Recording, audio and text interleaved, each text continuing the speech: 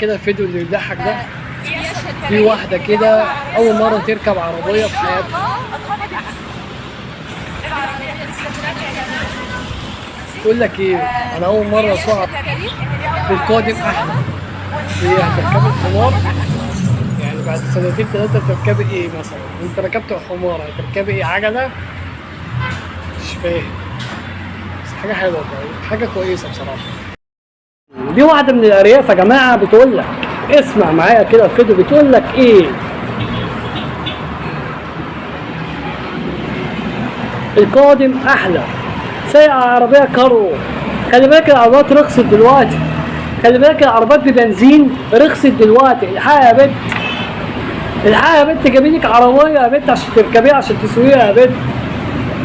العربية الكارو غلت دلوقتي. العربية الكارو أصبح لو أنت صباح تبقى عرباجي، تبقى خردة، عايزك عمار ما يقلش عن 40,000. يقول لك الفلوس مش كل حاجة. كل تركي الشيخ جاب لي ولاده اندرتيكر عشان بس يتصوروا معاه. يقول لك الفلوس مش كل حاجة. تركي الشيخ جايب لك اندرتيكر عشان يتصور معاه، وعشان يلعب بيه كورة، عشان ينزل في الملعب. وتقول لي الفلوس مش كل حاجة. للأسف الفلوس فعلا كل حاجة. لو معكش فلوس مش هتوصل لحلمك. شاركنا رأيك في التعليقات. اللي انت شايفه ده ايه؟